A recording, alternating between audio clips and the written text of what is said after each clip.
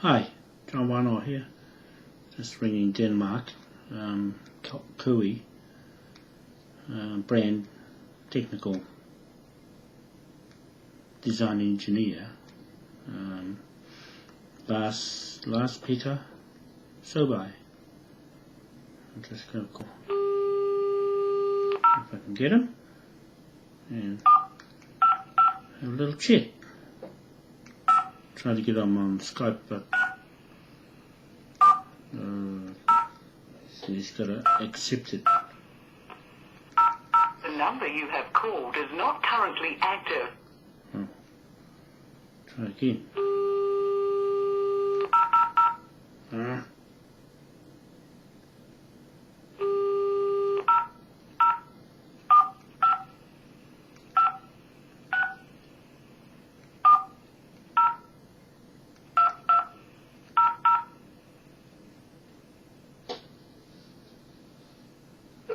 Oh, here we go.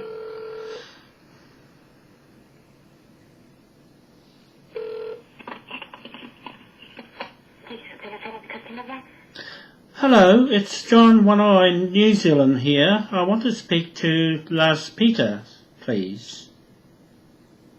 Is that? He's in a meeting. Can I help you? Yes, I'm from New Zealand. I've got a tidal turbine project that we're wanting for him to design, and I emailed some documents to him, and I just wondered if you got them. I just want to send a. Let me see. I can check it for you. Can you? Because I got his email say here. When did you send it? 3 days ago, I think. 3 days ago. I think I got the right email from Auckland in New Zealand. Hang on, I'll just see if I got the right email. I'm just looking. Oh, shucks, I got the wrong one. To Ollie. Oh, I sent it to Ollie. Yeah. Sorry, I think I sent it to Ollie Jensen. Oh, that's where it's gone. Ollie Jensen. Yes, sorry, I sent it to Ollie Jensen, and but I wanted to speak to Lars Peter anyway. But seeing he's in a meeting, I might call back later. Because all the material has gone to Ollie. Ollie? Hello? Yeah. Olien. But if you want to speak to Lars Peter, it would be good if you could send the email to him so he has a chance to read what it's all about. Oh, okay. So I'll email him the same. I'll just forward what I sent to what's his name? Ollie. And the email, I think I can get the email off your site for Lars Peter. You can send it to my email. I'll make sure that Lars Peter gets it. Oh, okay. So what is your one? My email is AK BH. Is it? Yeah. BH. AKBH. Yeah. At kui.dk. So AKBH at kui.dk. That's DK. Yeah, DK. Yes. Has he got? I've been trying to get on his Skype. I've got his Skype, but it's got to accept it, and then I can speak to him by Skype so he can see me. Yes, but no, he doesn't use the Skype. Oh, he does not use. No, he doesn't. But he will take a look at the document, and I will call you back to make an appointment and talk to you about when it will be possible for him to speak. Yeah, that's fine. That's fine. It's yeah. I'll do that. I'll forward the information to him then. That's good. All right. What's your name? Okay. What's your name? Christina. Christina. Thank you, Christina. It's very good of you to talk to me. And so I'll just do that now. Yes. Okay. Thank you very much. All right. Thank you. Bye. Well, that was Christina. Oh, there. That was Christina in Denmark. She was speaking Danish, and then she spoke English. I was thinking, oh, I hope she can speak English. Well, she does. So that's the founder of KUI Design Engineers that designed and built and installed the 4-lane tunnel highway, 3.7 kilometers long, in Busan to Jeoji Island in South Korea. That was a highway 50 meters under the seabed. They dug the seabed out and dropped it underneath, flat on the bottom, and the cars are driving under the sea to the island. So I wanted them to do the construction of the Moai Tidal Turbine and design all the electrics and the generators, the hydrogen compressors, and generally the structure that will take 10,000 plus tons on the turbine blades, the 4 blades, and a single shaft with 4 blades swinging on it. Yeah, there's going to be some test for him to go further than 50 meters under the seabed. He's going to have to go over 100 meters and up to 400 meters or even further in the seabed. And but we can take it up to Nova Scotia if he wants to do it up there, and then I'll have to go to Denmark, or if I was hoping that he could see me on Skype, but I think after a while he will do that so that I can talk to him rather than go there and just design it, the turbine and all the bits and pieces that he can show me how to draw. Well, I can tell him how I wanted it drawn up, and so he can put all the features into the project. We're going to use 4 reaction engines. They're oxygen-hydrogen mixture of the gas we're going to make, liquid hydrogen and oxygen from seawater, by splitting the seawater with electrolysis from the DC current that we produce hydraulically in the sea from the movement of the water, the current. And all we're doing is we're stalling a 5 meter a second tide going like that to 1 meter. Okay, so we're going to slow it down with the turbines and stall it, just like stall the power, and use that power to make hydrogen, liquid hydrogen, and that's the main product that we're going to make. And so these guys can actually draw it all up and put the jet engines on the end of the turbine blade on the end, like that, so they can push the blade around and give it more oomph. So yeah, so he's busy at the moment, so I'll email things through to him and see where we go from there. I just sent an email to Ban Ki-moon, the General Secretary of the United Nations. They're having a meeting tomorrow. John Key's there, Prime Minister of New Zealand, and he's going to try and get the seat of this country on the UN Council, Security Council. I just sent a letter to Ban Ki-moon to say, no, we're going to go there and take a delegation there to see him, and I needed someone to nominate our confederation and the Moai to go there. We're ready to go. We just needed the funds to get there. So I'm just going to raise the funds either through the United Nations, and that's why I asked them. We're going to put these turbines into sea in Korea. If you can help us to get that going and fund the thing.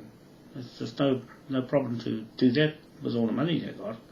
Throw $1 billion at it and pay these guys, Kui, to design and build it. It shouldn't take more than 3 months, 4 months at the most, to have it in the water off the coast of Korea, South Korea, or anywhere, it doesn't matter. But I've marked it out where to go, and chuck them in the water and make some power. If he can do that, I'll be happy. He'll be happy. Ban Ki-moon should get his money back within 4 months to the United Nations, but it'll be a good thing for Korea because he's going to retire back to Korea, and it'll be a good thing if he did that for us and got this cranked up and got the funds from United Nations. When we go there in a delegation from the Confederation, we're going there at 28th of October, and I'll be announcing where we're going with this Moai Tidal Energy project and the Confederation in the High Court in London. Now, with the turbine project, that'll give us a cash flow and membership around the world to join us in the Maori and Moai economy. Economic development here in New Zealand. It's been sort of slowed down at the moment, and so we're going to speed them up with this project, and also with a lot of other issues we're doing. Just working in with the debt collector, the ex-detective sergeant from UK. He's just still putting his contract together to recover debt recovery. Private investigator goes as a marshal, court marshal, and so we'll use him. And waiting back on Christy Irvine from she's a clerk for Judge Mackey in the High Court of Admiralty in London, biggest court in the world. So we've got our court cases going there for here. We started on John Key already. He ran off to London to see the Queen. And he's probably been called in by the judge himself to explain himself why he hasn't refuted the Moai affidavits that he's been ignoring. And the latest one, where we're taking him to the court in London. Choi, the Korean lawyer, he's acting for us as a notary public, and he was interested to meet Ban Ki-moon, being both Korean, in this project and what we're doing in the Pacific. So that'll be interesting to try and get that along, but we still need funding to pay PricewaterhouseCoopers. Chris Taylor, he'll be back tomorrow. I'm going to give him a call in the morning, tee him up with PricewaterhouseCoopers in Kui, and the Denmark brand, Kui brand technical design engineers, to contact their PricewaterhouseCoopers accountants to get in touch with our accountant here. And he's Chris Taylor's in the energy manager that's got our plans for the tidal turbine. That was right back in 2005. We went through all that, so it's been 7 years of research right up to now to improve what it was then. We've added jet engines, the oxygen, hydrogen, brand new one, the reaction engines that going in, installing them into the new aircraft, the British Lapcat and the Sabre aircraft that'll go from Auckland, New Zealand here to London in 4 hours.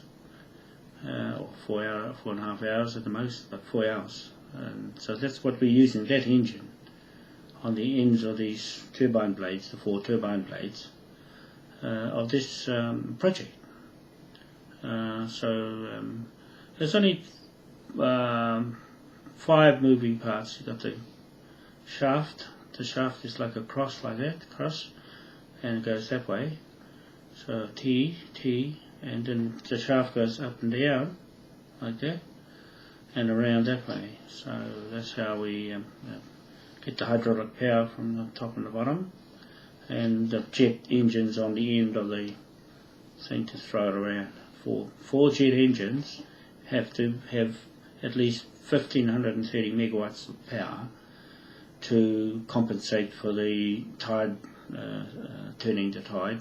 When the tide stops, it'll stop for 4 hours, so the jet engines will be burning up the fuel that we've produced from the seawater, and keep this, everything moving. It won't stop, never ever will stop, because it's only turning at 1 meter a second, so it's only moving that slow. So, you know, fish can swim around, no trouble. Not gonna get crunched up. But normally it would move with no load on. It'll move at 5 to 6 meters a second. That's the normal flow rate of the current in the seas off Korea. It's faster in Nova Scotia and up in Northern Hemisphere. It's really, really fast. You can get up to 25 knots or 25 meters a second. But in Korea it's slower, and down the east coast of New Zealand it's fast, and up north it could be up to 40, where the 2 seas meet up the North Cape Ranga, off the end up there. Those tides are moving real fast, so you know, we drop the turbine in the middle of that, roughest places on earth, and get crank the most power. Some goes one way and doesn't turn around and go the other way, it just goes one way. On the east coast and North Island it goes one way. It goes to Chile from New Zealand and goes around up to Hawaii, across, through Tahiti, Chile, Tahiti, and up to Hawaii, across to Samoa, Tonga, down Australia, and back here. It goes around in a circle like that. So you can stick it in there and you get your power all day. It won't stop. We're going to put it at the Manukau Heads in Auckland for the airport, not far. We're going to build a new airport in the estuary. All our turbines will have an airport on top for these hydrogen planes. The way we transport the bottles is 20 tonnes of liquid hydrogen. We're going to power them up under the sea to drive themselves into the land. It might be 100 kilometres away, it doesn't matter, because we're going to run it on the hydrogen and have the jet engines plugged on the side. The bottle will come in full, and we take the empty, go back out, so the bottles will be going back and forth under the seas quicker, just like a torpedo, by remote control from GPS. So that's just to give you an idea of how we get them. Once it gets into the harbour, like say Auckland downtown, it'll go underneath the wharf or by the bridge, somewhere there in the deep, and then the helicopter will come and lift them out of the water and drop them at the power station. That's how quick it is, right across the country. So at the airport we just drop the bottles through from Otahu, through the little estuary there, where the water goes from the east side to the west side, across like that, so we can fly through there and take it and drop it at the airport. If we get the East Cape one up first, then I want to get the East Cape one up first, off the land box with the sunrise, because there's plenty of power there, and then the Manukau Heads. If we get going, and we get a contract going with Koei, then they can start on the project. We can get funds from the UN. We were going to go with the Confederation and get funding from there anyway for the Maori Confederation. So we've got Moai Confederation, which is the people of the world. We're going to need numbers and voters and shareholders. And we got the Maori Confederation, so that they're on the land, the dry land. We're on the wet land in the seabed. That's the Moai Confederation of the world. And so when everybody joins in and gets shares, they'll be on the bridge in the sea, anywhere in the world, because we use the Confederation flag, this flag, we use the Confederation flag The Confederation flag to go up. This gives us the King William IV. This flag is British, from the British, allows us to go around the world anywhere with the protectorate of the British government. Okay? And that King William is a bank trading flag. So we can put drop the turbines in the water anywhere in the world and take this flag and stick it on the bridge and bridge platform where the plane's going to land on top. Right? We'll put one turbine down here, one over there, about 500 metres away, and another one 500 metres away, another one 500 metres, so we can go 4 kilometres or however long we want, and the airport on top, and put the buildings right along the top and have everything out there. One of those bridges will take 2,000 people employed, fisheries and manufacturing, all that sort of thing. So that just gives you an idea of what I want to. I was talking to, I wrote to Ban Ki-moon, the Secretary General of the United Nations, before he retires. I asked him to give us a hand, give us some funding. The project needs $1 billion US dollars to build. It'll spin out 5 billion in liquid hydrogen jet fuel a year. And so it'll pay itself back in 4 months. He'll get his money back.